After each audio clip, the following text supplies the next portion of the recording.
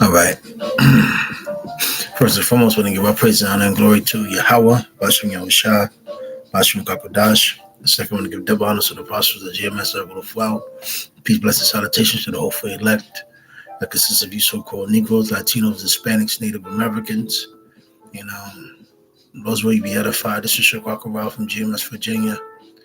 And lesson of this title of this lesson is teaching. I'm going to start off with 2 Timothy 4. So it says 2 Timothy 4:1, in the presence of Yahweh and of Hamashiach Yahushua, who will judge the living and the dead. And because he is coming to rule as king, I will solemnly urge you to preach the message, to insist upon proclaiming it, whether the time is right or not, to convince, reproach, and encourage as you teach with all patience.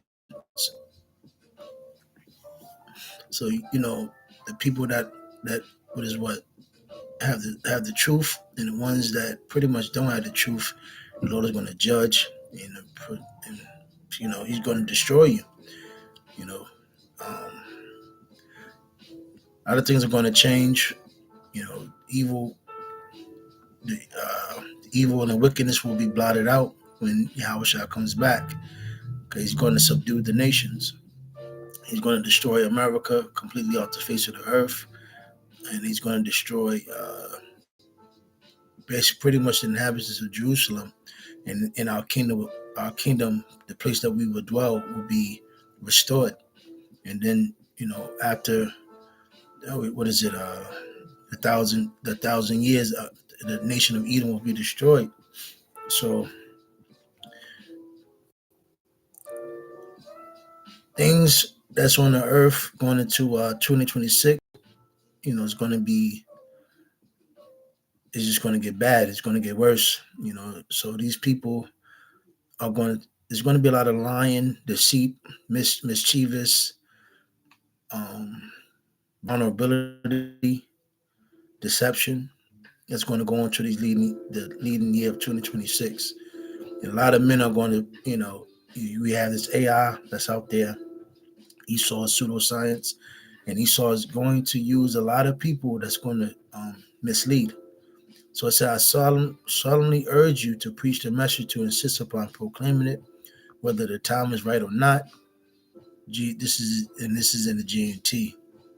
So again, it's not about you, it's about Yahweh Yahushua. So you got to make a sacrifice, because we understand it's going to be a great push of deceit, lies, and mischievousness in the year 2026.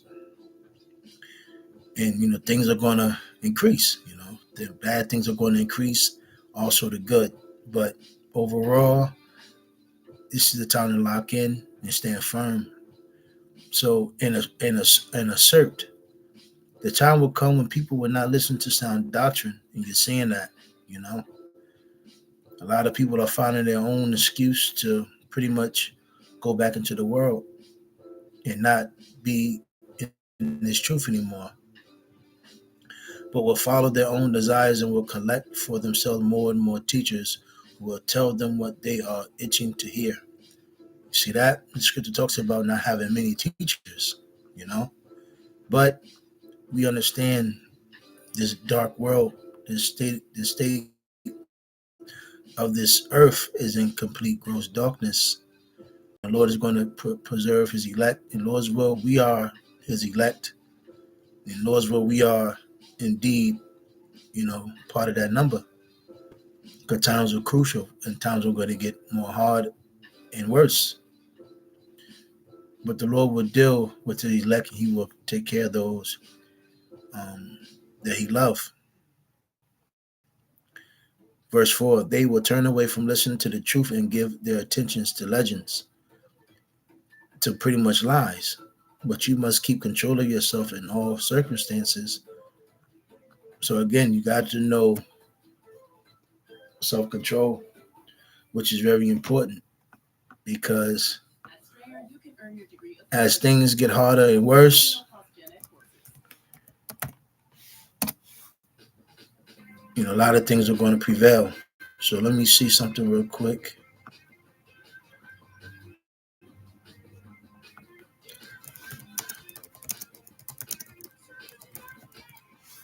What the hell is this?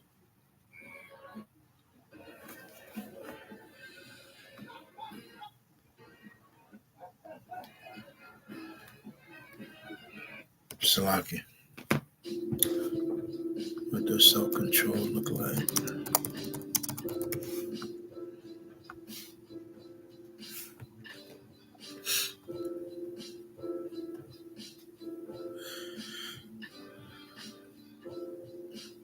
All right, so self-control is the ability to pause, think, and choose your actions instead of just reacting in the moment. It doesn't mean being perfect or never wanting things. It means handling those wants in a healthy way. Here's what self-control often looks like in real life. So let me see. In thoughts, noticing an impulse. I want to say this right now and thinking it through first. Reminding yourself of your goals or values before acting, and that's our main goal is what the kingdom, having grace and mercy from Yahweh Shem Shah, accepting strong emotions without letting them run everything. Let me see. In emotions, feeling angry, excited, or stressed, but not letting it explode into hurtful actions. Taking a break to calm down instead of escalating a situation. Naming feelings, I'm frustrated rather than acting them out. So pretty much, self-control, very important, very important in the time to come, and especially operating and moving in this current world that we live in. In actions, stopping yourself from doing something you'll regret later. Um, Following rules or boundaries even when no one is watching. So basically, a hypocrite, not being a hypocrite, because you have a lot of men that's going to call themselves Israelites on the camera, but off the camera, they're a complete wolf. In everyday examples, not snapping at someone when you're annoyed, putting your phone down to focus on a task, walking away from drama instead of jumping in, saving money instead of spending it immediately.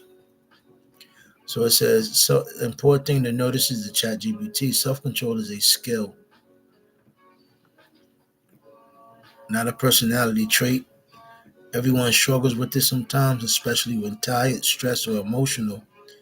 Getting better at it usually looks like small improvements, but not total control overnight. So these are the things that we have to get a grasp of ourselves. Let me see.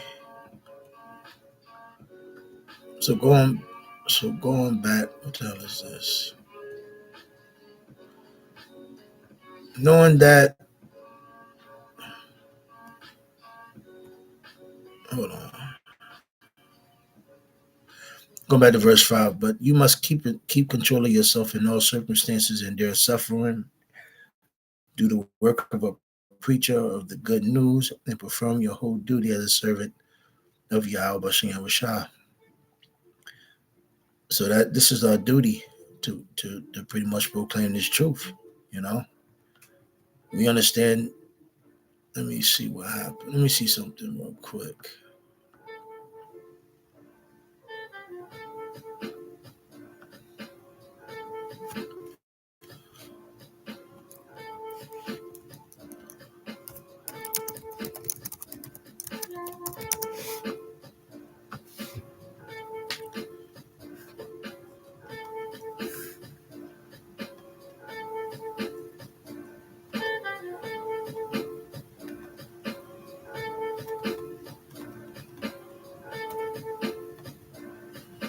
Trying to see how I can word this.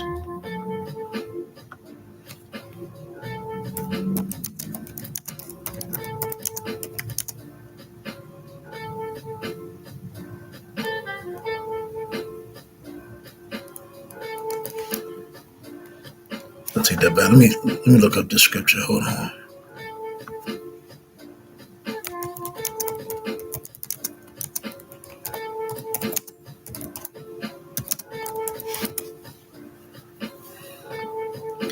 Matthew 7:15.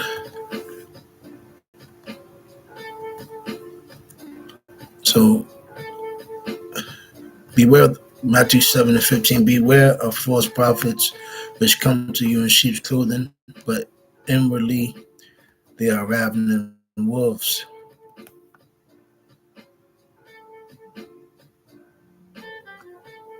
Let me see something.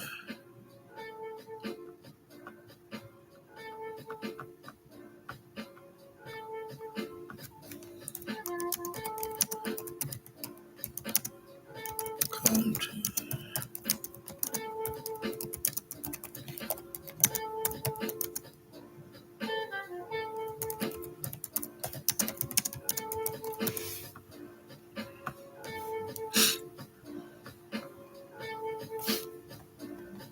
All right, so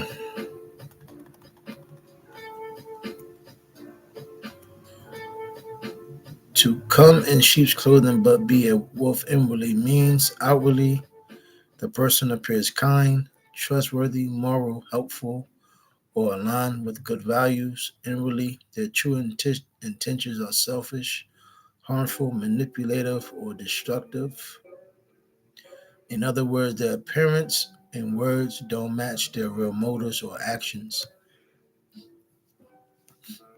How this can look in real life? Someone who talks about caring for others but secretly exploits people. That's Esau and his whole system. And pretty much Esau sets that up on a whole scale for other peoples to act as if they care, and they set up gatekeepers, etc. And they set men up to come off as if they care, but secretly they exploit you. A person who uses charm or religious language to gain trust then abuses that trust. And in 2026, a lot of people, remember you had those Edomites, Ami, and the tiny hats bring over 1,000 Christians or more to pretty much show them the game plan to do what? Come back to the States, to America, and come to you in sheep clothing, but inside is a raven wolf. And also, you're going to have Israelites like that too, men that call themselves Israelites and know that they're Hebrew Israelites, then do the same thing.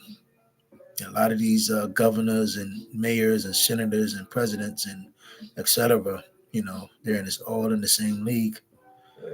This whole system that the scripture says that so is the judge, so is the leader, so is the people. A leader who seems humble and supportive but seeks power, control, or personal gain. And we understand that's pretty much the whole world. Someone who gives good advice publicly but behaves unethically when unobserved. You know? So watch. It says that means, hold on. So it says Yahushua follows this warning by saying, you will know them by their fruits. That means watch patterns of behavior over time, not just words.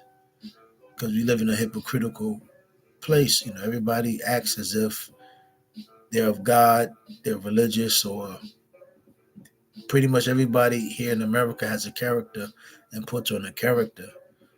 But when you really get to know them, we understand they're all full of shit.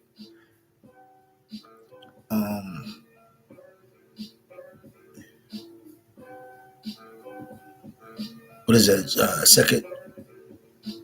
Second Timothy, the 3rd chapter. Look at how they treat people when there's nothing to gain. That's a big one. Because really, the times that we're living in as well, lot of people are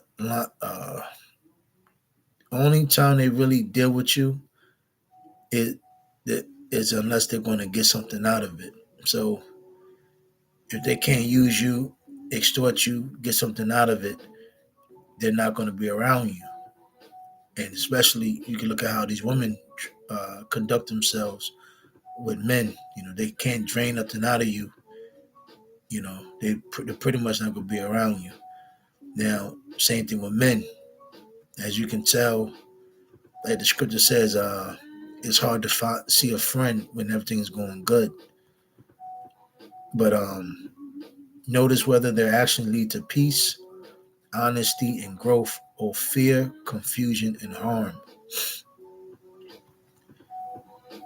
So the times that come, be suspicious. Look at their fruits. Look at their demeanors. Look how they conduct themselves, and that's the times that we're going into. A lot of men going to come in as if they're about this truth, but again, when you really, how you say, put two and two together, they are themselves.